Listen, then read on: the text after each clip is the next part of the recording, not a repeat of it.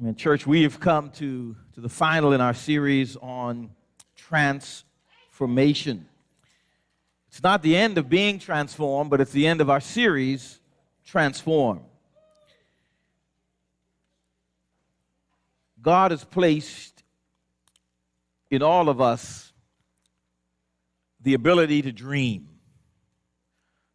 of a better tomorrow, to dream of a future that's different than today, to dream of a future that's better than today.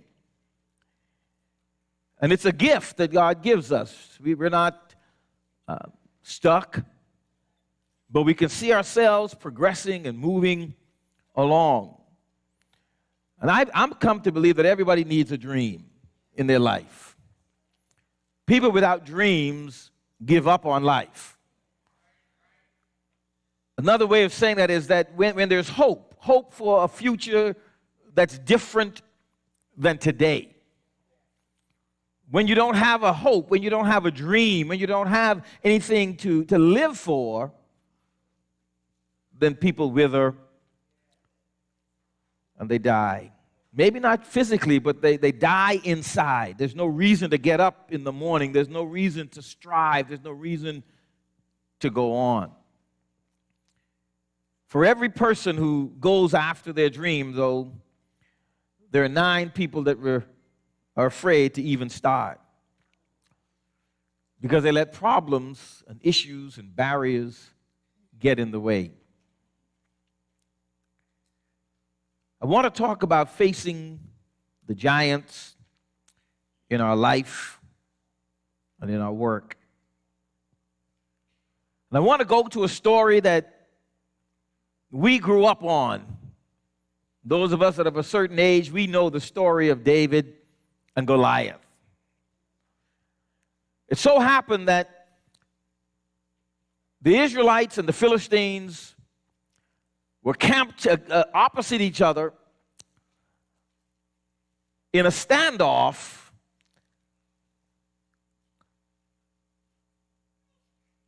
because they were always at war. In this instance, the Philistines had an ace in the hole, a big fella by the name of Goliath. The Bible refers to him as a giant. Some text says he was 8 feet tall. Yao Ming had nothing on him. He was a pretty big guy. But his job was to taunt the Israelites. As they camped facing each other every morning, he would come out and he would stand up and he'd bellow at them and tell them, listen, who y'all going to send to take on this He-Man?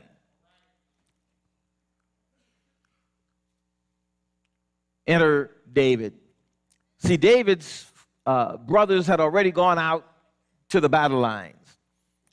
But David was at home with his dad, and Daddy finally decided to send David out to take some provisions to his brothers and check on them to see how they were doing.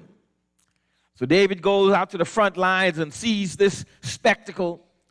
And David says to them, what are y'all going to do about this? Come on, all y'all fighting men, you're letting this guy intimidate you like this?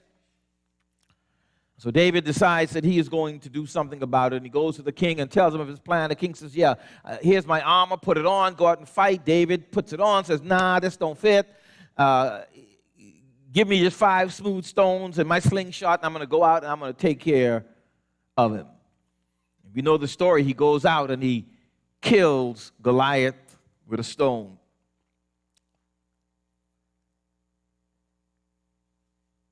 Verse 1 through verse 7 reads like this. Now the Philistines gathered their forces for war. They occupied one hill and the Israelites another, with a valley between them. A champion named Goliath from Gath came out of the Philistine camp.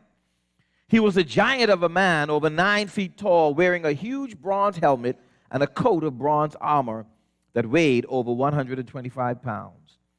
He also wore bronze leggings and slung a huge bronze javelin over his back. The iron spearhead alone weighed 15 pounds, and a soldier with a large shield always walked in front of Goliath. There we have the picture, the scene set before us. The Israelites faced a giant. In order for them to win the battle over the Philistines, they had to conquer the giant. Their dream of conquest, their dream of being victorious was being hampered by the obstacle of the giant. When we were little, someone asked us the question, what do you want to be when you grow up? And the shining light in the eyes of that child says, a fireman, a doctor, a nurse, a teacher, a lawyer, a pilot. And for many of those children, as they grow, the light grows dimmer and dimmer and dimmer. And for some, they never achieve that which they dreamt about so many years ago, while some do go on to achieve. But no matter what, if they achieve their ultimate goal, if they didn't achieve their goal, somewhere along the line, a Goliath steps in to prevent the dream coming true. There's some giants in our lives, and I want to give four giants, and I want to talk about how do we conquer these giants. Number one, when we're pursuing the dream that God placed in our heart, there's a giant of delay. There's a giant of delay. And this is a really hard one because in our day and age, we live in a microwave society. I want it, and I want it now. Listen, instant grits taste like gravel.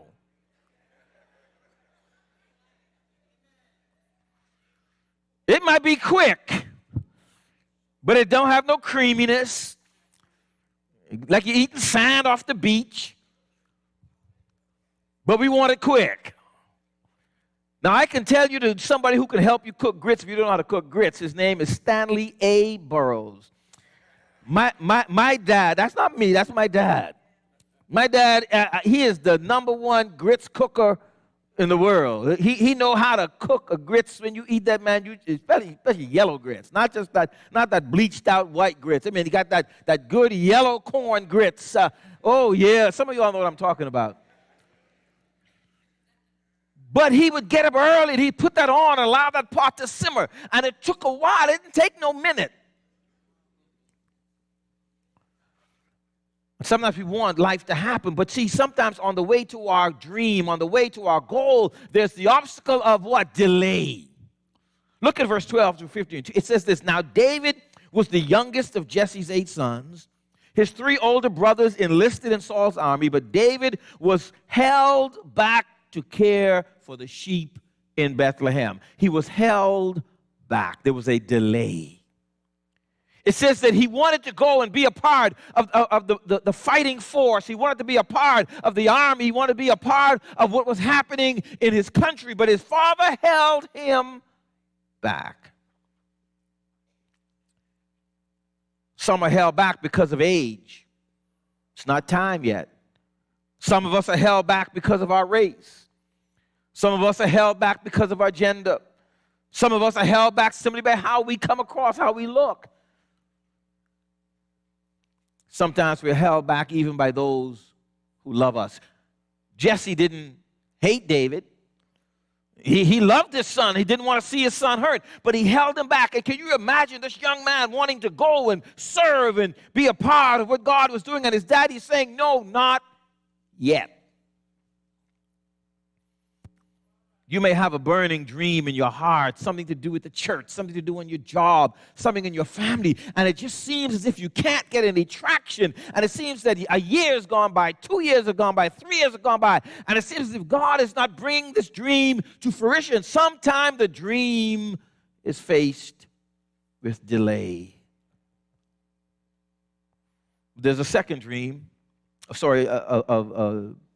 obstacle, and that's the giant of discouragement. There's the giant of delay, but there's also the giant of discouragement. Let's read this. Each day Goliath would stand and shout at the ranks of Israel's army, why do you come out here and line up for battle? Choose one man to fight me.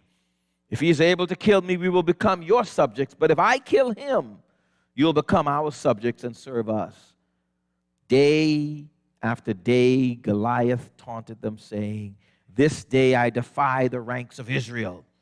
When Saul and the Israelites heard this, everyone was deeply shaken and paralyzed with fear. Have you ever faced discouragement? In pursuit of your dream, in pursuit of the goal that God had placed in your heart, you were faced with discouragement. It says everyone was deeply shaken and paralyzed with fear. That's discouragement. See, discouragement causes us to stop. Discouragement causes us to turn away from that which we believe that God has called us to. Discouragement causes us to fold our tents. Discouragement says, you know what? Give it up. What's the point? You'll never get it done. It'll never happen. Everyone was afraid because Goliath had intimidated every single one. Think of it right now. What's the dream that God placed in your heart? You folded the tent. You said, you know what? It's too difficult. It's too hard. I can't do this. No one supports me. I'm all on my own. It'll never get done. I quit.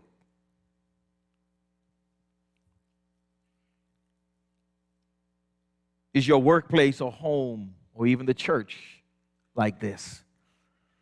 I've been knocking on this door for so long and the door won't open. I quit. And one of the challenges of those of us who've been in the way a long time is that every once in a while a David comes along. You see, because David wasn't jaded. David didn't have the day by day taunting of Saul. He wasn't there. And so David came with a new perspective. David came and said, who is this dude? And every so often we hire a new person on the job and they come in and they kick over the garbage can. Every so often somebody come in and they install a new program on the server and we all,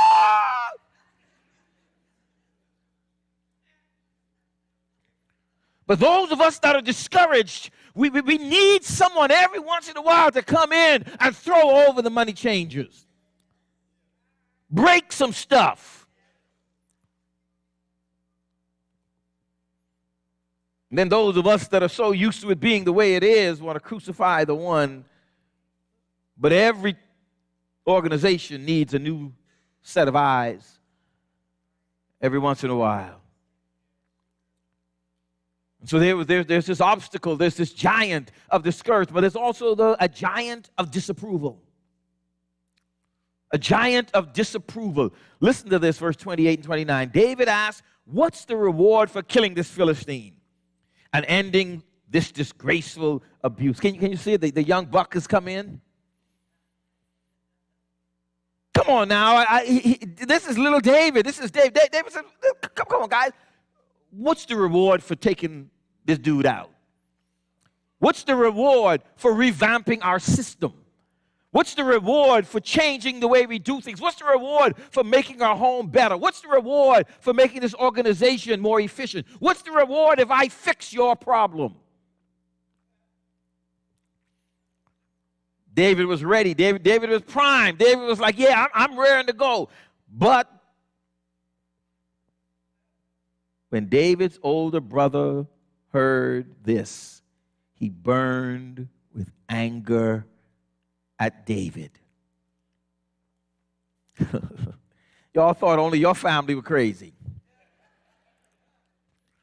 Here it is. David wants to take on the giant, but the older brother comes in and says, whoa, hold the phone. Why are you here? Why are you even here? What is your problem? Why did you leave home? Why did Daddy let you come? Who said that you could come out here? Why aren't you taking care of your scrawny little flock of sheep? You cocky little brat. Now, don't worry. This is a modern translation. We're taking a little bit of liberties here. But that's really what he was thinking. I know how conceited you are. Now, what have I done, said David. Can't I even ask a question? What we see here is a family in crisis. Sometimes family is our biggest obstacle. That's where we get our approval from. That's where we get our validation from. But when family members tell you you'll never get it done, you'll never accomplish it, you'll never be anything, you're just a loser like your no good daddy, you can't even, if brother says, listen, dude, why are you even here?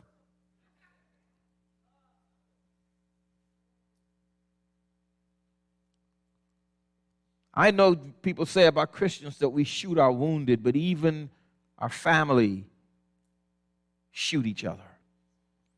We shoot down our dreams. We shoot down our goals. We shoot down our ambitions.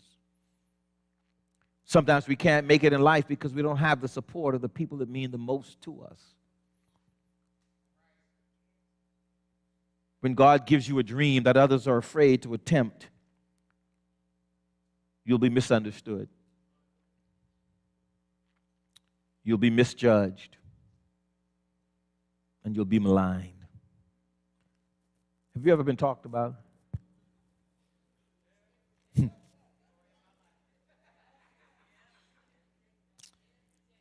ever been misjudged? The problem with being misjudged is because is that people just assume. If I assume, then chances are I'm going to misjudge you. Because often what you see doesn't come from the place you think it comes from. Pastor, break that down for me. Let me help you a little bit with that. See,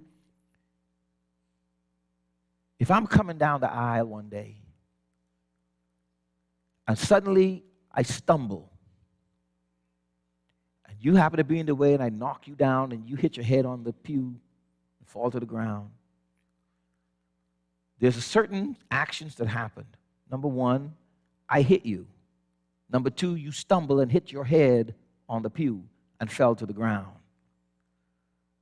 Nobody can dispute that, right? That's what happened. But now we have to figure out what? Why it happened. Because I could have come behind you because I didn't like you, and I could have pushed you hoping to hurt you, or I could have simply tripped, fell into you, and by accident, you fell. But if I don't know why, then I could do what? I misjudge why you did it. Sometimes we don't know enough about why before we make a judgment about what. Here it is. People who don't or are afraid to attempt the dream, they misjudge you, they misunderstand you, they malign you. And that disapproval can get into your head. That disapproval can say, you know what? I quit.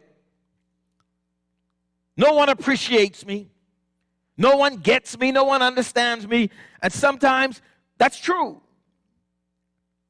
But in this case, it worked out for David. David says, listen, I don't mind what you all say because God has given me a dream and a vision. And in the end, it worked out. David accumulated wealth. David married the king's daughter. David had all this stuff going for him. Why? Because he stepped out and did what God asked him to do despite the disapproval. That's not easy because some of us live for approval. For many of us, we're wired for approval. We crave approval. We want to be liked. And the first sign of disapproval, we quit. The first sign of not being appreciated, we give it up. The first sign of someone saying, that's not going to work, we say, okay, then I'm done. You may be right there today, and it's just how you're wired, but you need to work through that. I realize that disapproval is a giant, but there's a fourth giant, and that's a giant of doubt. Don't worry about a thing, David told the king. I'll fight this Philistine. And here comes the king. Don't be ridiculous, Saul replied. There is no way, again, you can go against this Philistine. You are only a boy, and he's a professional warrior all his life. Even the king sows seeds of doubt. King says, man, come on, David. You can't do this. Who gave you this notion that you could have an impact on what's going on here? Who swelled your head with these crazy ideas that you could beat? Come on, David. We've been here for weeks. And not one of my fighting men has stepped forward to fight this giant. A little puny boy like you wants to fight him? Come on, David. You can't do this. You know, sometimes even the experts are wrong. So there comes a giant of doubt. Maybe David did think for a moment, I wonder if I can do this. What's it in your life right now that you're facing? You're wondering whether you can go on, whether it's just cheaper to fold the tent and call it a day, whether to give up on the dream that God has placed in your heart or whether to continue to pursue it. All of that comes in this moment. So how do I face the giants and how do I defeat them? I would suggest the first thing we do is we need to recall God's help in the past. See, because sometimes in order to look for the future, you've got to go back and see what was done, because that gives you hope for the future. Recall God's help in the past. Listen to this. In protecting my sheep, David goes back. David says, I've killed both a lion and a bear. The Lord who delivered me from the teeth of that lion and the claws of that bear will surely now deliver me from this Philistine too. David goes back. David said, listen, I can recall, I have experience. God was there when I was facing danger, and God brought me through. You got to be able to go back. Because the future is unknown. It's a dream. It's a vision. It's something I move towards. But I know what I've been through, and I know what he's done. There's an old hymn that says, oh God, our help in ages past, our hope for years to come, our shelter from the stormy blast and our eternal home. Under the shadow of thy throne, thy saints have dwelt secure. Listen to this. Sufficient is thine arm alone, and our defense is sure. See, we can trust God. And we trust God because God was there when we needed him in the past. God gave victory when we needed him to help us through a hard place. God was there when the enemy was about to take us over. And so we go back and we remember God's help in the past. I thank God for those moments when I wanted to give up and God said to me, just hang in there a little bit longer. I remember the times when I wanted to quit, and God said, I'm not done with you yet. I remember those days when I said, you know, God, I don't need to put up with this. Maybe the grass is greener on the other side. And God says, no, just stay here. Water this grass just a little bit more. Stay here, and you just tend this garden, and I will make it bloom.